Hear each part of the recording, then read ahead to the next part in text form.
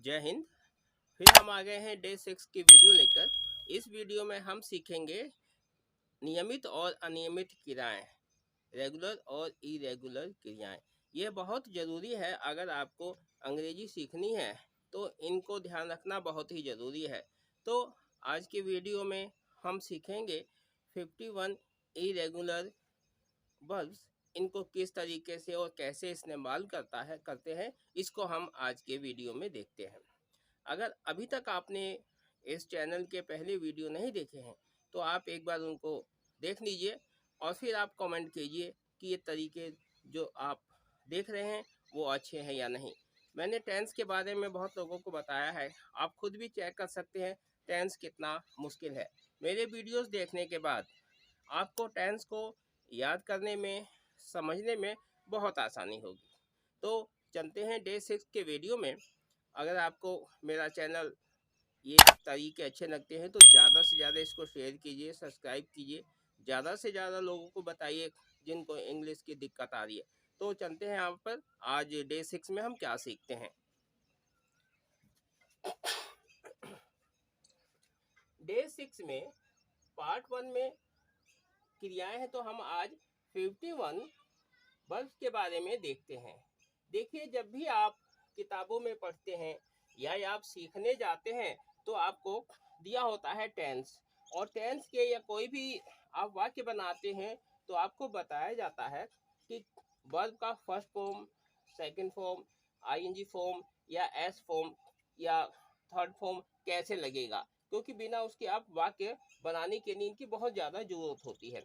तो एक तरफ आपको पता है कि 5 फॉर्म होते हैं। जैसे मान लीजिए कि हम लिखते हैं डू का है, डू, डिड, डन और डूइंग। उसमें आता है एस लगा देंगे तो हो जाएगा डज। तो इसी तरीके से 5 रूप होते हैं। तो इसकी जरूरत इसीलिए पड़ी कि जब हमें क्रिया का सेकंड फॉर्म और क्रिया का थर्ड फॉर्म बनाने की जरूरत होती है तो हमें बताया जाता है कि ई लगाना है। ईडी लगा देंगे तो क्रिया का सेकंड और थर्ड फॉर्म बन जाएगा। लेकिन हमें ये भी जानना जरूरी है कि ईडी किसके साथ लगता है और किसके साथ नहीं लगता। तो ये क्रियाएं आपके पास यहाँ बोर्ड पे लिखी हुई हैं, ये 51 है और अगले वीडियो में इनके बाकी के बारे में सीखेंगे। तो ये इरेगुलर क्रियाओं का मतलब ऐसा है कि इसमें ईडी नहीं लगता है। आप सेकंड फॉर्म, फर्स्ट फॉर्म का सेकंड फॉर्म और थर्ड फॉर्म जब भी आप बनाएंगे तो सबसे पहले ये देखेंगे कि ये है कि नहीं। अगर ये है तो आपको ईडी नहीं लगाना है। अगर ये नहीं है तो फिर आपको ईडी लगाना पड़ेगा क्रिया के सेकंड फॉर्म और थर्ड फॉर्म बनाने के लिए। जैसे यहाँ हम देखते हैं आई गो, यहाँ पर गो है, मैं जाता हूँ। इसी तरीके से है ही गोस, वह जाता है। अब यहाँ पर एस क्यों लगा? यहाँ पर है आई, मैं गया या वह गया, ही वेंट या आई वेंट। यहाँ पर वेंट क्यों आया? आई हैव गोन, मैं गया हूँ या जा चुका हूँ। यहाँ पर गोन क्यों आया? आई एम गोइंग, मैं जा रहा हूँ। यहाँ पर गो का आईएनजी क्यों लगा? तो ये रूल्स को हमें जानना पड़ेगा कि ये रूल्स क्यों जरूरी हैं, और हम बिना इन रूल्स को जाने काम नहीं कर सकते हैं, सेंटेंस बना नहीं सकते हैं, समझ नहीं सकते हैं और किताबों को पढ़ नहीं सकते हैं। तो यहाँ गो है, ये क्रिया का फर्स्ट फॉर्म है, इसमें ईएस लगा है। इसमें गो का सेकंड फॉर्म है वेंट, इसमें थर्ड फॉर्म है गोन और इसमें आईएनजी फॉर्म है, क्रिया वर्ब के फर्स्ट फॉर्म में आईएनजी लगा हुआ है। तो ये हमें ये पता चलता है कि फर्स्ट फॉर्म से सेकंड फॉर्म और थर्ड फॉर्म बनाने के लिए हमें जरूरत पड़ती है। तो अब आपको पता चल गया होगा कि इसमें ईडी नहीं लगा है। तो हमें यही कि ईडी कौन से वाक्यों में लगता है और कौन से वाक्यों में नहीं लगता। क्रिया के फर्स्ट फॉर्म से सेकंड फॉर्म बनाने के लिए और क्रिया के फर्स्ट फॉर्म से थर्ड फॉर्म बनाने के लिए हमें कौन सी क्रियाओं में ईडी लगाना पड़ता है और कौन सी क्रियाओं में ईडी नहीं लगाना पड़ता, यही हमारे लिए जानना बहुत जरूरी है। बिना इरेगुलर वर्ब को जाने हुए आप इंग्लिश को समझना, पढ़ना, बोलना कठिन है, ये संभव नहीं है। इसीलिए इसको जानना बहुत जरूरी है कि इरेगुलर क्रियाएं जो है कब कब यूज होती हैं। तो आज हम इसको पहले समझ लेते हैं क्या है। जैसे आपने देखा हमने एराइज फर्स्ट फॉर्म है, बेस फॉर्म है, इसका हमने सेकंड फॉर्म बनाया एरोस और थर्ड फॉर्म बनाया एराइजन। इसे से बी है, वाज है, बीन है, ये फर्स्ट है, ये सेकंड है, ये थर्ड है।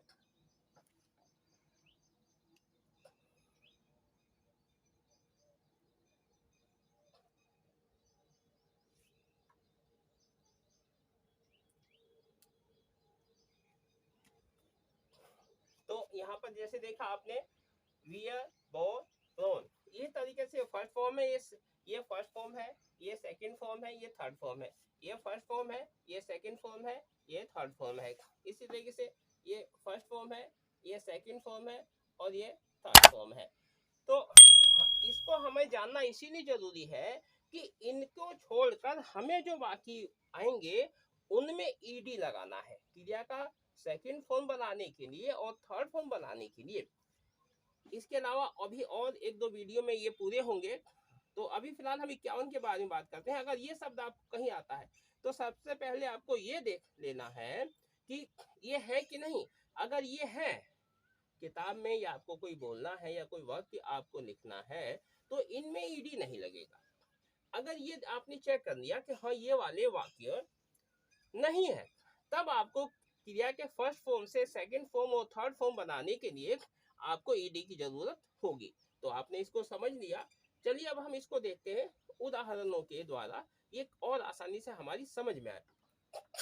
जैसे हम यहाँ देखते हैं example, I do my work, मैं अपना काम करता हूँ। ध्यान दीजिए यहाँ पर डू आया है, यहाँ पर ये डू वाला है, ये 32 नंबर में डू आया है। अब यहाँ पर देखते हैं डू, यहाँ पर यही डू डज बदल गया है।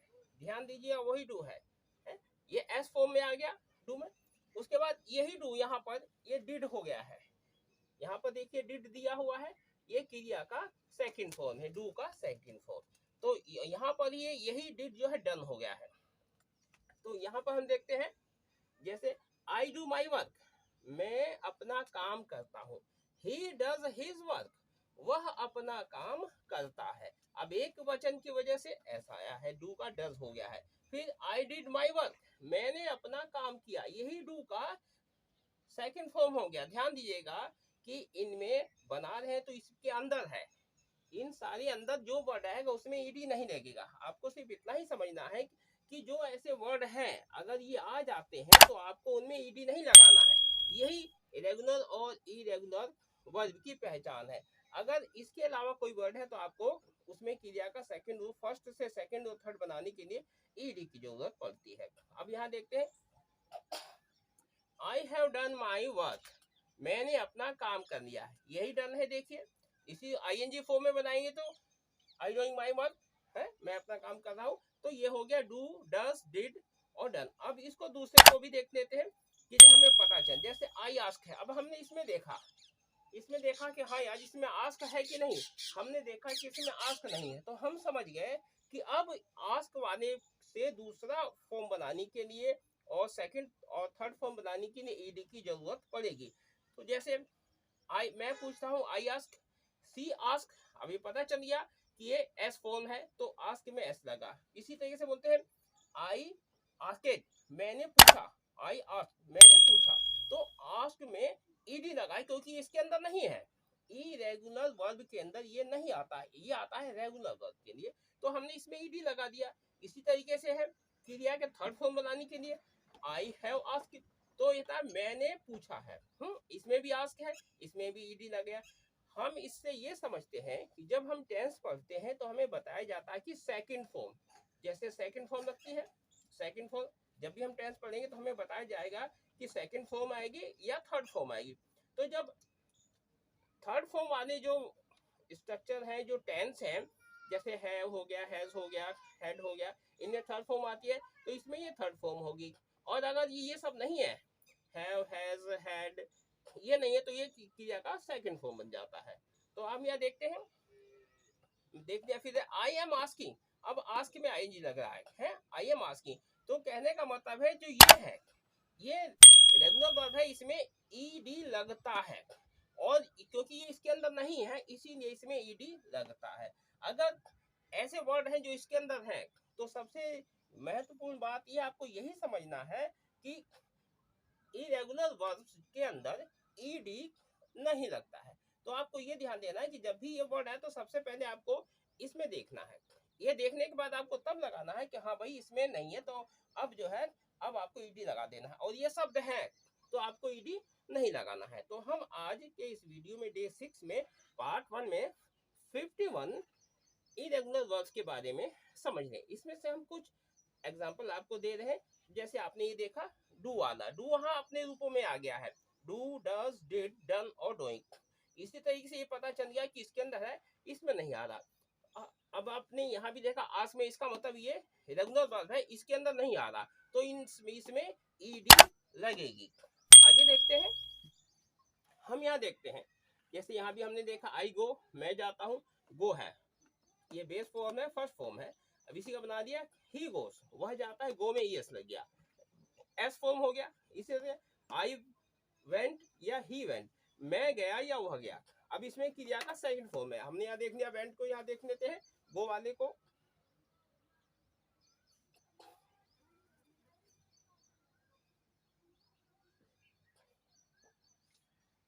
तो यहाँ इसी तरीके से आता है आई हैव गॉन, मैं गया हूँ या जा चुका हूँ, या आई एम गोइंग, मैं जा रहा हूँ। अब देखते हैं कम के लिए, कम। अब यहाँ तक मैं आता हूँ, आई कम, यहाँ देखा आप, ये देखें यहाँ पर 26 में कम है। क्रिया का फॉर्म, जब भी क्रिया का हमें पता हो कि जब भी हम कोई वाक्य बनाएंगे तो कौन से फॉर्म में, कौन से वाक्य में कौन सा फॉर्म लगेगा। तो इन टेंस में प्रेजेंट सिंपल टेंस की रचना के अनुसार इसमें क्रिया का फर्स्ट फॉर्म लगता है, और उसके बाद एक वचन और बहुवचन अलग होता है, एस फॉर्म अलग हुआ। तो आई कम, मैं आता हूँ, ही कम्स, वह आता है, इसमें एस लग गया है, एस फॉर्म हो गया। इसी तरीके से मैं आया, आई कैम, यहाँ क्रिया का सेकंड फॉर्म लगा है, आप यहाँ देखिए, यहाँ का क्रिया का सेकंड फॉर्म लगा है, ये वाला। इसी तरीके से आया आई हैव कम, मैं आ चुका हूँ। इसी तरीके से आई एम कमिंग। अब इसमें एक ध्यान देने वाली बात यह है कि हमने यहाँ पर लिखा है कमिंग और यहाँ पर लिखा है कम, इसका जो आई है ये यहाँ पर हमने हटा दिया है। तो ये देखने की जरूरत है कि ऐसे वाक्यों में जैसे क्रिया के अंत में ई शब्द होते हैं, तो आईएनजी फॉर्म बनाने के लिए उसमें हम ई हटाकर आईएनजी लगा देते हैं। एक और देखते हैं, इसको देखते हैं हम, बाइट को देखते हैं यहाँ पर,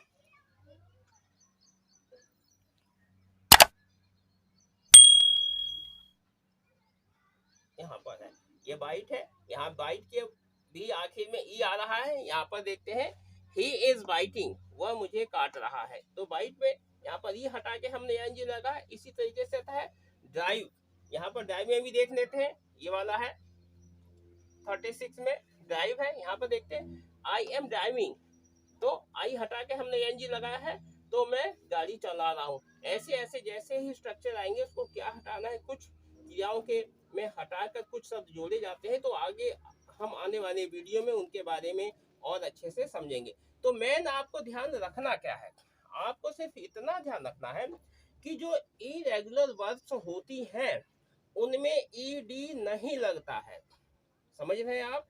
आपको सिर्फ इतना ध्यान रखना है कि जो ऐसे इरेगुलर वर्ब है, इसके अलावा भी और है, आज हम सिर्फ 51 के बारे में बात कर रहे हैं। तो ऐसे ऐसे वर्ड जब भी आप कोई वाक्य बनाए कोई, या तो ये आपको ये याद होनी चाहिए, समझ में आ जाना चाहिए कि हाँ यार ये रेगुलर वर्ब है और इसमें ईडी नहीं लगेगा, पढ़ते समय भी और वाक्यों को बनाते समय। तो मेन चीज क्या है, इसको जानना इसीलिए जरूरी है कि जब भी आप क्रिया का फर्स्ट फॉर्म से सेकंड फॉर्म या थर्ड फॉर्म बनाएंगे, तो अगर ये वाक्य है तो आपको ईडी नहीं लगाना है, ध्यान रखिएगा। अगर ऐसे ऐसे वाक्य आते हैं तो आपको ईडी नहीं लगाना है, और ये वाक्य नहीं है आपके वाक्य में, आपकी किताबों में, तो आपको समझ आना है कि ये ईडी वाले वाक्य हैं और उनमें ईडी लगेगा।